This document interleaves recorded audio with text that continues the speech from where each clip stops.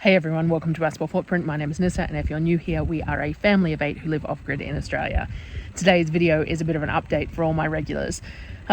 We've got food prep videos coming out as well, but at the moment we got some stuff done on the weekend. I shared it on Facebook and I wanted to update everyone. So we've got some plans going on here that have been a long time in progress. So what I'm going to do is show you a bit of a floor plan of our current living arrangements, which I drew up. Now it's somewhat to scale, and it shows how we've got things set out at the moment. So in the main living space, which is about 6 meters by 12 meters, there is 2 3-meter by 3-meter bedrooms that the kids share. We have the 4 boys in one, 2 girls in the other, and they have bunk beds, and that's fine. Bedrooms are for sleeping. They don't need a whole lot of space.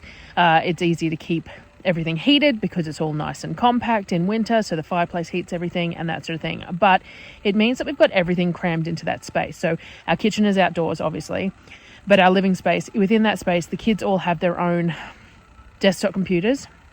So there is long desks and desks with desktop computers. I'm not going to show you inside because it's too hard. For a start, it's dark and dingy and everything's cramped and it's too hard to see it in scale anyway. So the kids all have desktop computers. They also have a big television with an Xbox and a Nintendo Switch that they use, with a day bed, plenty of bookcases full of books, and a lounge chair, and all their clothing, wardrobes and everything else. It's all in sort of the living space because the bedroom's too small for wardrobes, right? So then the other half of it is where we've got some space. So we have a king-size bed, but it's just out in the open with some bookcases around it. I've got my sewing tables and cutting tables and my computer desk, Darryl's computer desk, a big wardrobe, and everything is all crammed in the other end. So I've got on that plan, I've got it drawn out, basically how it's all laid out. So we're very cramped. When we first moved out here, it wasn't such a big deal. The kids were little. So, when we first moved out, they were like 2, 3, 4, 6 and 9 or something. And it just wasn't such a big deal. They were small. They didn't take up much room. We didn't have computers for every child. That's only been a recent thing with schooling and everything else requiring them to need it, and with hobbies being screen-based for them and things like that. So we didn't have all the desks set up, so there was plenty of floor space because we were more into Lego and all that sort of stuff at that point, sort of thing. And though they still do plenty of Lego, and walking on that in the middle of the night is fun too. But now, as they've gotten older, we need more space. In winter, it's hard because being a desert type situation, as soon as the sun sets, it gets pretty cold. So we have dinner early, baths early, and then we head inside with the fireplace going. So sometimes that's from like 4:30, 5 o'clock in the afternoon, and we don't do much outside of it before 9. Like, we'll go out and eat some breakfast, but we'll come back inside. Everyone sleeps in winter because it's cold. So it's not much space for us to do that. So we've been wanting to, I've spoken before about extending the kitchen and things like that, and that's still on the cards. We definitely need an enclosed pantry to be able to put all our food shelves and stuff in. It's definitely still on the cards, but living space has become quite a significant issue and something that we needed to address before winter. So what I was looking at was some of those flat pack foldable buildings. I'll put a couple of photos in here of the ones that we ended up looking at, because we don't want to use timber. Nothing that's going to touch the ground anyway, because we have termite issues. Buying steel framing was quite expensive, and we don't weld at all, so that became an issue. We looked at shipping containers that we could alter and put doors and windows in, but again, we don't weld. So it was hard to figure out the best option.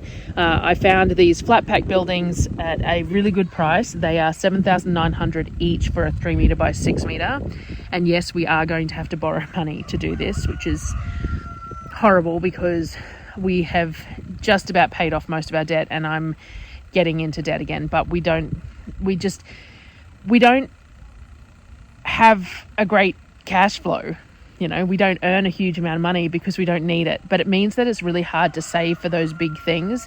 I'm much better off borrowing and paying it back, and then attempting to pay it back much quicker to reduce the interest. And that's just the way it is, unfortunately, but that's life. So that's fine. So the buildings are $7,900 each.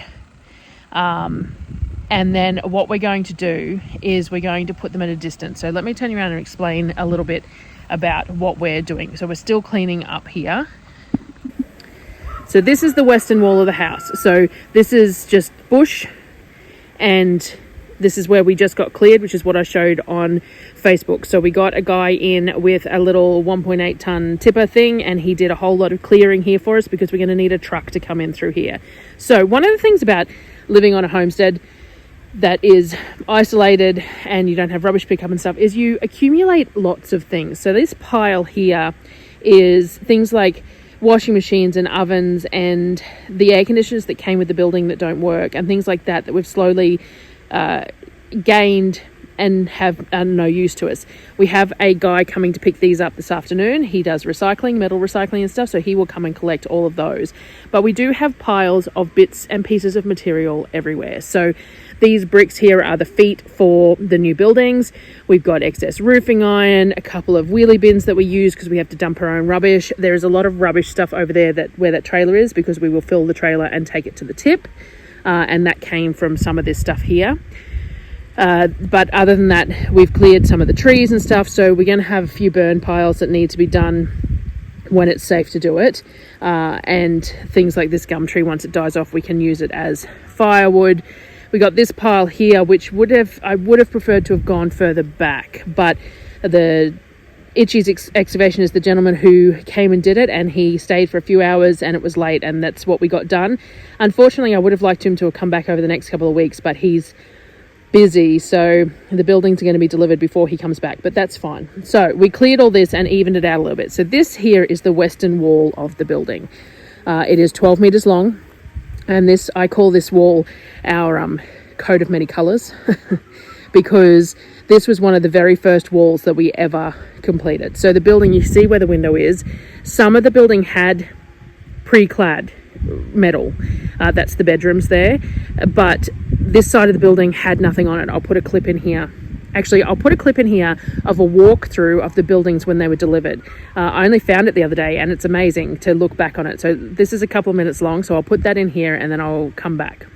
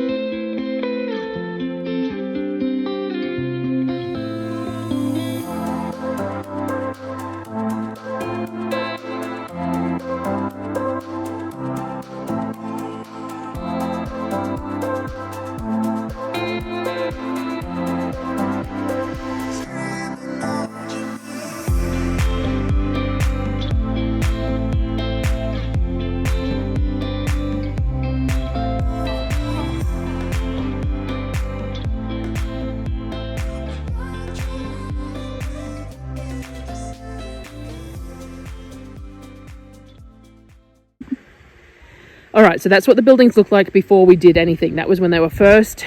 It wasn't when they were first delivered because the guy delivered them the wrong way. We had to get a crane in to fix it, but that's when they were first done. So this wall here was one of the very first walls we ever covered. Very inexperienced. We only had whatever color bond we could get. This was all secondhand fencing, color bond free, so all the different profiles, and none of it fit together properly. Then we had to put little trims over the windows to stop them leaking through the tops of the windows and all sorts of things. All right, and now so as I said, I call it our coat of many colors. Now most of this is going to come down with the new buildings, which is great. We'll be able to pull it all down, and then most of it will be internal, so it can have internal. Now, in the gaps between the windows there is actually doors. We've got them insulated. So behind all this colour bond, there is earth wall insulation. So this whole wall is insulated behind that colour bond. but in between the windows, there's actually doors. And then at the end there where that window is actually got no metal framing at all. So it can be opened up completely. So we will be able to have that entire end there to that window open, and a door in between each of these. And this space here is open too. We've just put a small window in there for light in the kids area. So this has a whole lot of open space. The only space that's closed is this end here, because that's the bedroom. So that 3 meters there is a bedroom. So this is our western wall. What we're going to do is we're going to put the flat pack buildings, which are 3 meters by 6 meters, basically along here. So as I said, we have lots of piles of stuff. This is our piles of secondhand roofing iron. We use this for animal pens, for nesting boxes, all sorts of things. So we're going to have to move this because this is where we've been storing it. But this is our roofing iron pile. This is our decking and cypress pile. You know, we have a bunch of stuff lying around that still needs to be moved. So we've got some poles here that were for the fencing and the chicken pens, you know, all sorts of things. But anyway, we're off track. We also actually cemented these ones in at one point because we had shade sails going from the roof to these, because the western wall gets a lot of sun, and they are concreted in. So we're going to have to cut them off at the ground or dig them out, which, you know, not much fun. And you can see our really old couch at the back there that we managed to get out the back door and then have never moved since. We were going to get the guy with the tipper to do it, but we ran out of time. So, you know, things to work on. Anyway, the flat pack buildings are going to go here. So we've got those concrete feet. They sit up on the concrete feet, 6 per flat pack, and they will run the entire length of this building. But we don't want to butt it up to this building because nothing seals properly when you butt things up to it. We had this is 2 buildings here. Hard to see, but there's a white strip down the middle there. So that's actually 2 buildings that we've butted up together. But it leaks down the middle because it just they don't join properly. They're on concrete feet. We live on sand. Everything settles a little bit. It's just not ideal. So to create more space, what we're going to do, there's a pussycat wandering around. What we're going to do is we're going to put the flat pack buildings 3.6 meters away from this building, which is around, that joist there is around about the 3.6 meters, and for 9 meters down, so just to where the bedrooms start, we're going to put a 3.6 meter floor in before the buildings start, and then that floor is going to have a roof and be sealed at each end. We're going to have like glass doors. We're going to frame in the ends of it and have glass doors, and then those glass doors will have sliding screen doors. So during summer, what we can do is we can have them open and it's a full breezeway, and then in winter we can have them sealed up so that it closes up. And then we'll probably put a small pot belly on that 3.6 by 9 meter deck that is going to be completely sealed, and that will warm up that deck. It'll warm up the new bedrooms and things like that. With the flat pack buildings, we haven't completely set in stone what we're going to do with them, but one of them will probably be turned into bedrooms for the girls. So Surreal is 16 and Sonnet is 11 today. So those 2 girls will probably share one with a bit of storage in it. And then the other one is going to be living space for Darryl and I. So at the moment, our bed is in the middle of everyone, and it's getting old. So we also don't have a couch or a TV or anything else. Darryl and I do all of our TV watching and everything else. We do it on our computers at our desks, separate from each other, because we just don't have the space.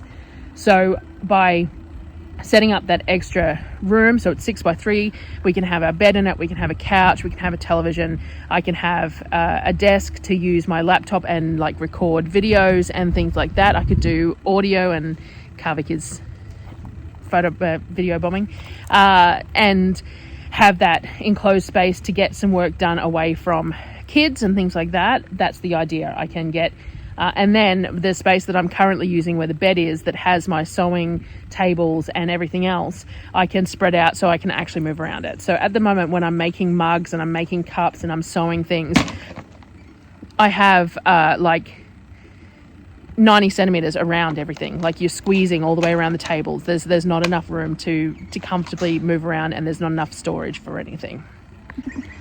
So these buildings are being delivered the 17th, 18th-ish.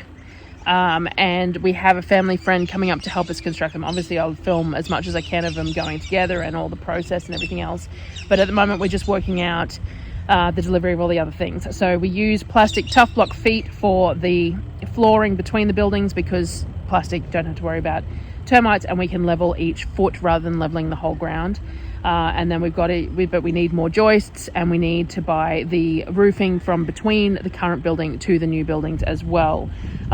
So all these things we're working out where we get from, and we may end up having to travel to Brisbane with a car trailer. I might send Darryl to do that one, to hire a car trailer and collect all of that, hopefully from the same place would be nice. So yeah, that's where we're at. So it's only a week and a half away. It's a bit scary.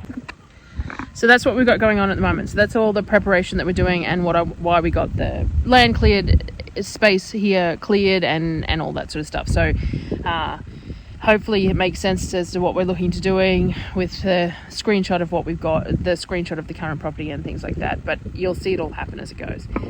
In regards to updates on anything else, I seem to have gotten back into a little bit of a flow with doing the meal prep videos, which is great. I'm going to, hopefully today, tomorrow, it's a little bit cooler than it was. I think the forecast is 33.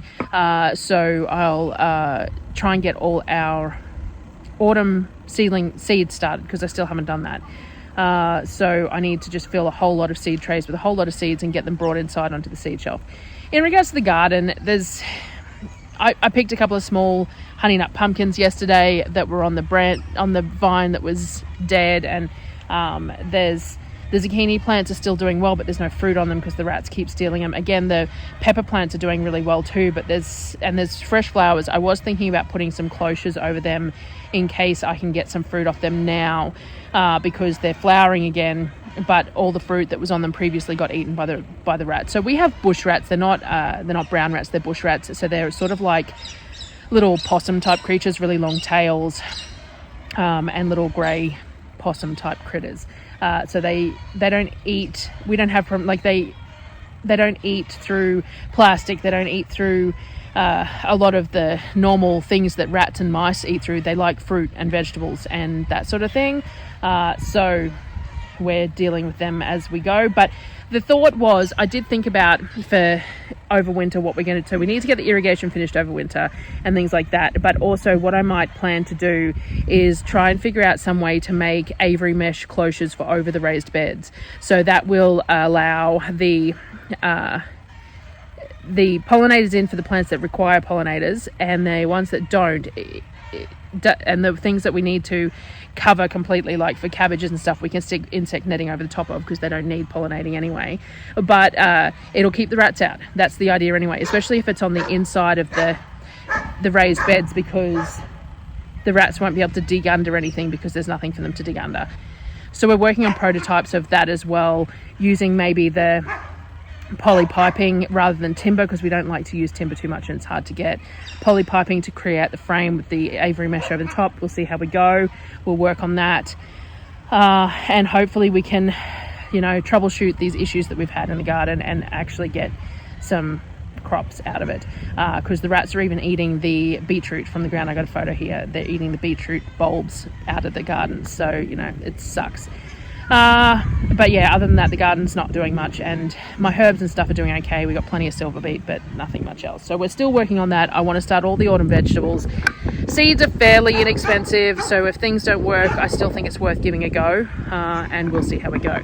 The other thing we had, so I don't know if anyone who's been around for a while knows that we had some geese turn up at the property, and we have no idea where they came from. Nobody claimed them, and they live here now. And they had a clutch of goslings, but only one survived. And anyway, the other day I heard this weird noise out the back of where the poultry pens are, and we've had some goannas come and stealing eggs and things like that. So I sent one of the kids out to check, and it turns out there's a random turkey that's turned up. So I'll put a photo in here. It's not a very good one, but there's a photo in here of this random turkey that has decided he'd like to stay. I assume because he's got a beard, but apparently some females have beards too, so we'll see. But it's wandering around the chicken and poultry pens, eating up any spare food that it can find, and using the goose pond for water, and no one seems to be missing one, and we'll just see what he does. I was concerned he might go home and come back with friends. So anyway, But yeah, I think that's about it. That's all I wanted to update. I wanted to let you know what was going on with the construction here, and after I posted on Facebook, and what's the hope to go moving forward, and we'll keep you updated as we go and show you the flat pack buildings and all those sorts of things, and we'll get there eventually, maybe. You know, that's just yeah, it is never ending projects, and the borrowing money to get this one done feels horrible, but it's needed. It's unfortunate, but it's needed. So anyway, thank you for watching, and I will see you on the next video, which should be another food prep video. Bye guys.